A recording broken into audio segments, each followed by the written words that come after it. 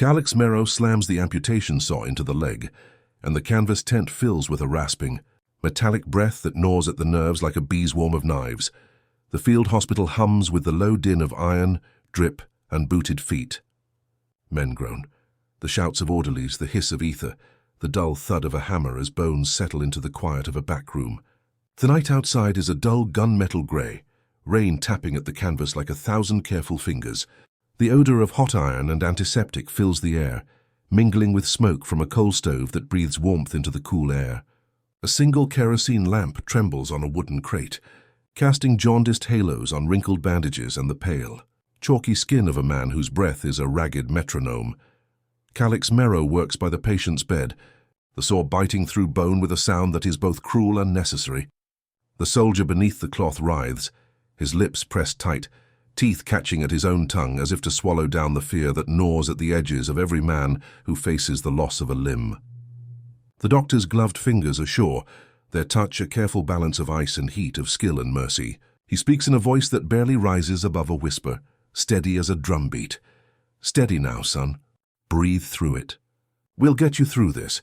The patient's eyes move toward the ceiling, toward the swath of moonlight that slices the tent wall, toward the nurse with the cool hands and a calm mouth, who stands at the foot of the bed, measuring pain with a quiet arithmetic that only a practiced eye can read.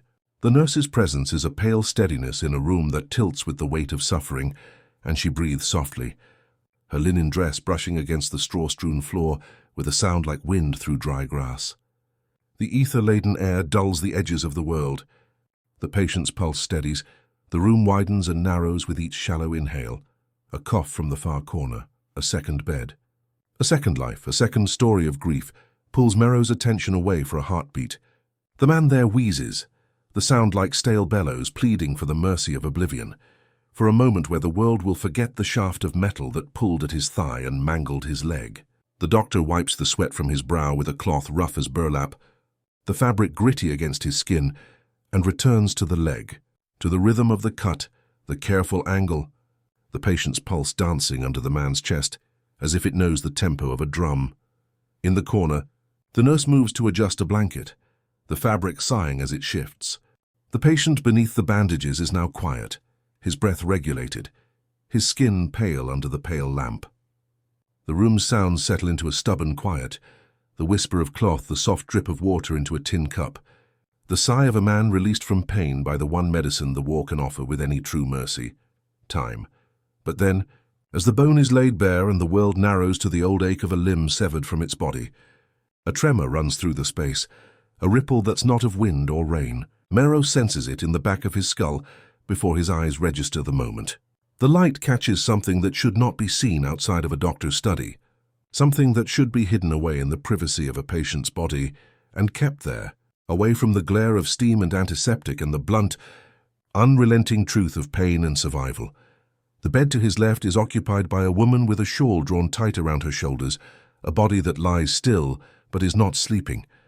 Her leg lies out as a king's road for the moment, the garment drawn up and then lowered away, revealing more flesh than a nurse might intend in a tent open to the rain. The doctor's breath catches as he glimpses something he was never meant to see in the glow of the lantern. A curve, a shadow, a place where skin is folded in the way a map folds, and a thing that is not simply leg or fabric, but the body itself laid bare.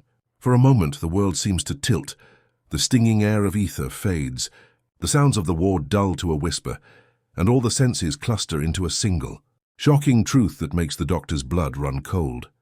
The sight of a woman's body in a moment that belongs to medicine as much as to something private, something forbidden to witness and unspoken in this place. The moment passes, and the sight is gone as quickly as it appeared, swallowed by the cloth and the careful hands of the nurse, who steps beside the bed with speed and tact, shading the space with her body, with a blanket pulled taut as if to hem in a secret.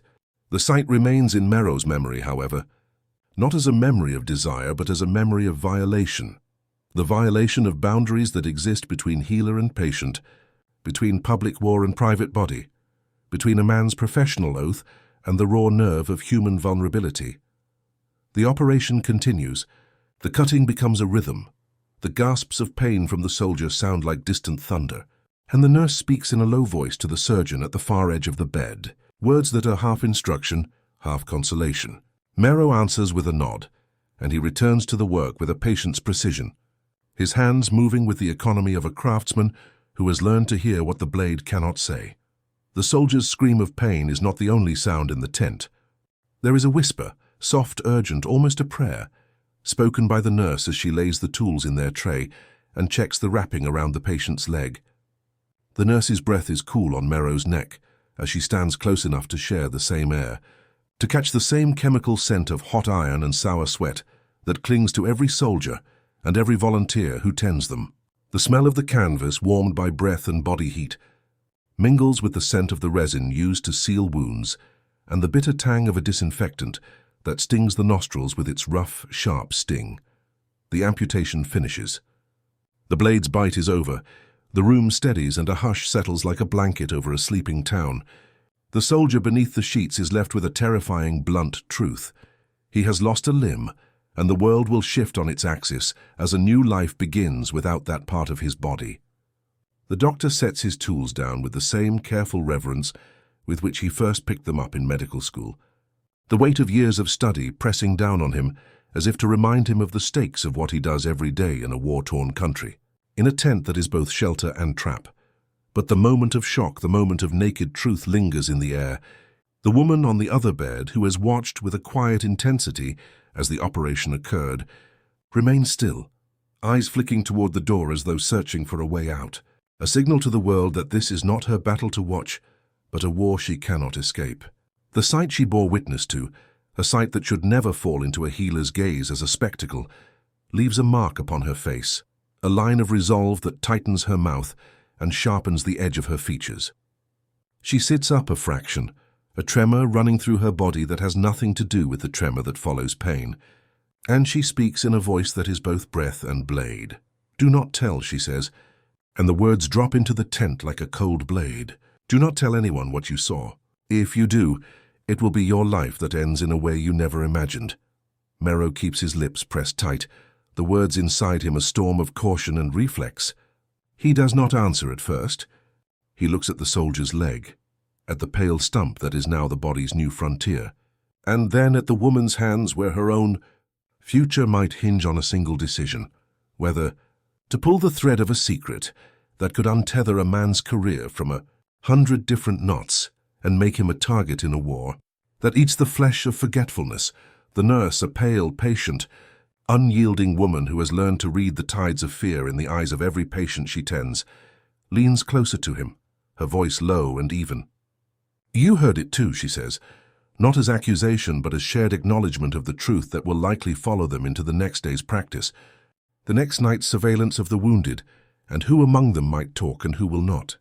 "Tell me what you saw," Mero responds, not in accusation, but in a tone that tries to pin the air down, to catch the receding memory before it drifts away in the smoky lamplight.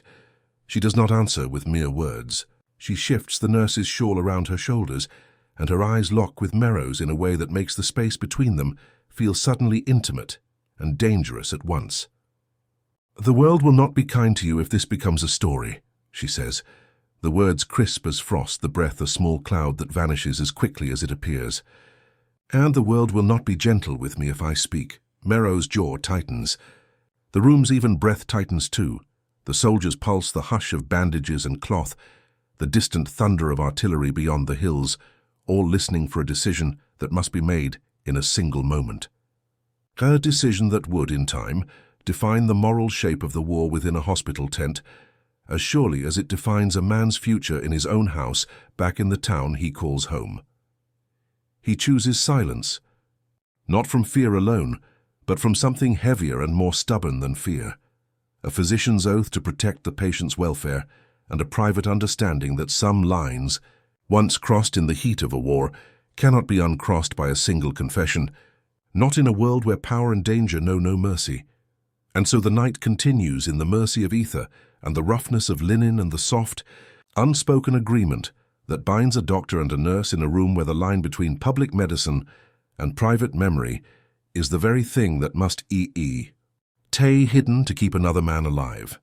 The days that follow are crowded with sound, the creak of the tense joints as men shift in their sleep, the hiss of the stove as it spits out heat, the slap of boot soles in the mud as soldiers stumble toward the corridor's light. Mero works with the soldier who has lost his leg, and with others who come in with shredded flesh and broken bones that must be treated with the same care and patience he offers to every patient who enters his world.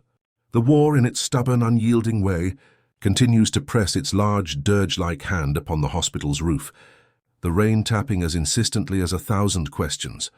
The woman's presence remains the unspoken current beneath the hospital's daily life.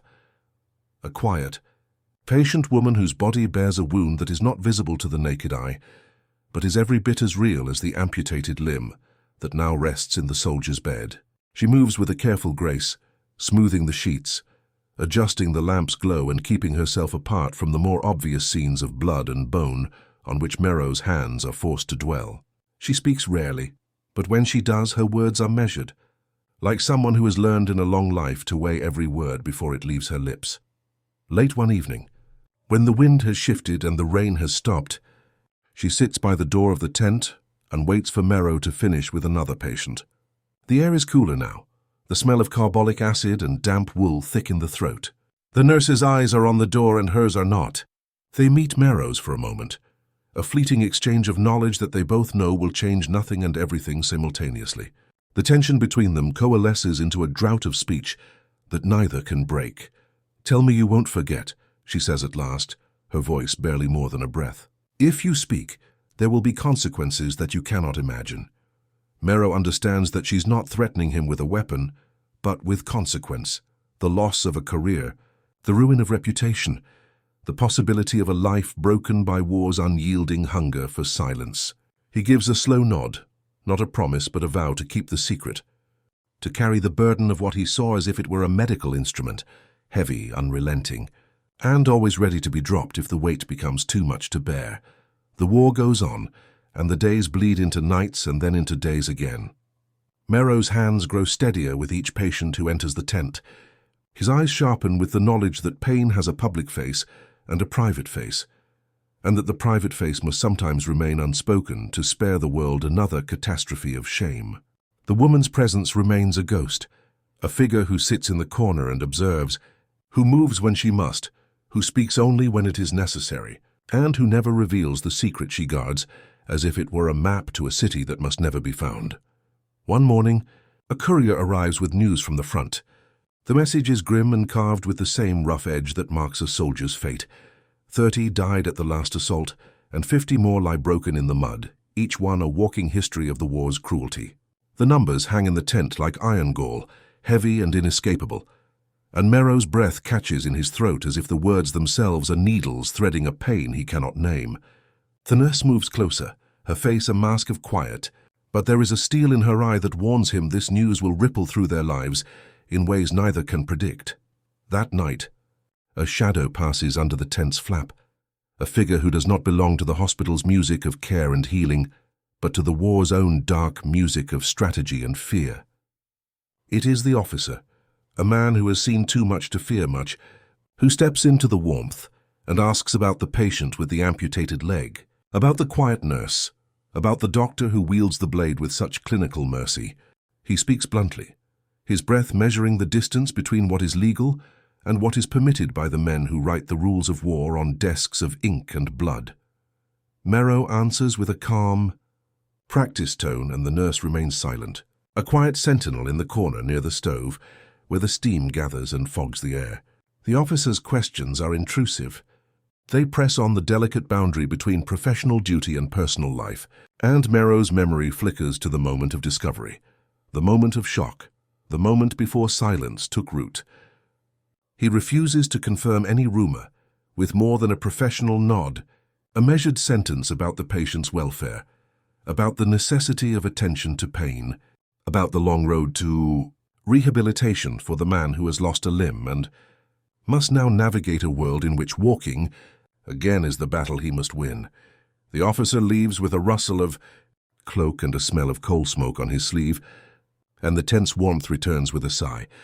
The nurse looks at Mero with an expression that is almost pity, almost accusation, almost fear, Almost relief that the war's noise has once again shifted to something else, an argument that will not fully resolve, a secret that will not be shared, a line that will remain drawn in the dirt of the tent's floor. In the days that follow, Mero continues to attend to his patients with a surgeon's precision, quiet, deliberate, exacting. He saves lives, he binds wounds, he returns men to the march with a stubborn hope in their chests. And yet the memory of that morning, the shock that crossed his face when he caught that glimpse of a body not his own, the cool edge of a gaze that could cut as surely as a blade if ever used to threaten, remains a thread in the fabric of his conscience.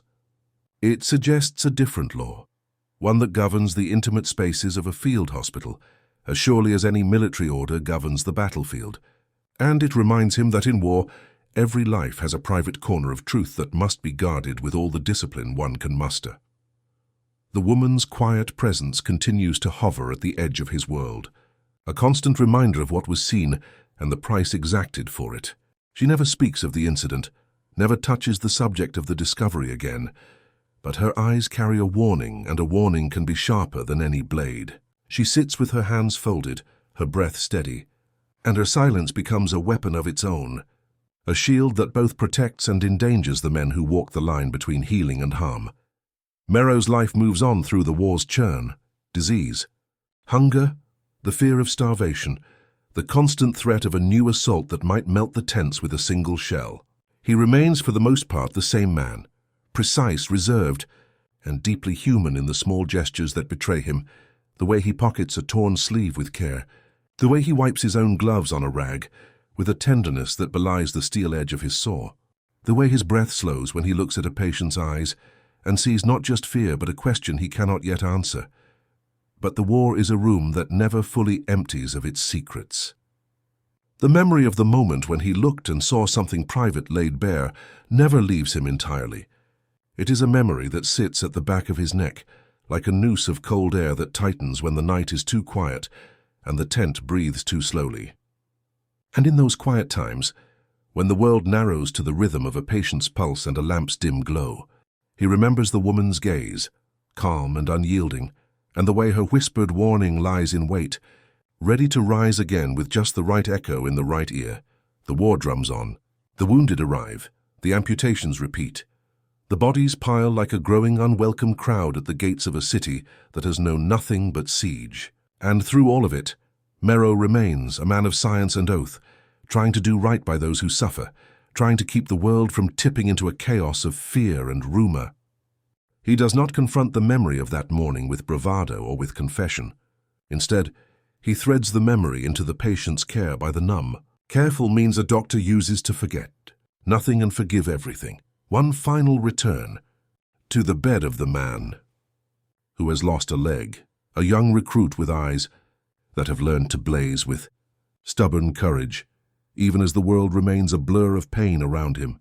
Mero stands at the head of the bed, the lamp turning his face into a stern, pale mask. The patient speaks softly, asking about the road ahead, the chance of walking again, the possibility of a life that might still belong to him after all that has happened. Mero answers with the quiet truth that a doctor can offer, with the discipline a man of science has earned through years of study and trial. But he does not forget the private memory of the morning, the moment that will always remind him that healing is not only about bone and tissue, but about the fragile boundaries of the human body and the moral weight carried by those who must guard elders and innocents, alike in a world that has learned to prize silence over truth in moments of crisis. And in the end, as night falls and the rain ceases, and the tent exhales the last sighs of a day spent saving life after life, the memory settles into an uneasy quiet, the kind of quiet that keeps a doctor awake and listening for a sound that may never come but might, at any moment, pierce the stillness, a reminder that in war, the most dangerous front is not the line drawn on a map, but the private space where sight challenges oath and silence becomes the only shield against ruin. The field hospital breathes. The war endures. Calix Mero returns to his tasks. The leg is wrapped anew, the patient's vitals are recorded with surgical nobility, the nurse's face remains a steady horizon in the periphery. And always, somewhere in the back of his mind, a single, stubborn truth. The morning when a trained eye glimpsed something private, and a patient, unknown, unnamed, almost mythic, held him to a vow not to tell. The day ends with the rain turning to a drizzle, and the tense canvas sighs as if it, too, is tired of secrets and the terrible necessity of keeping them. Thus, life within the hospital tent continues. The war's gravity pressing in from outside while within its fabric. A doctor tries to stitch not only flesh but the uneasy. Balance between professional duty and a moment that challenged the boundaries of what it means to heal and what it might cost to stay silent about the sight that should never have been witnessed, and the threat that should never have needed to be spoken. The night closes, the lamp grows dim, and the memory remains, a secret kept within a room of bone and breath and vow, waiting for a day when truth might walk back into the light. And until then, silence keeps watch over the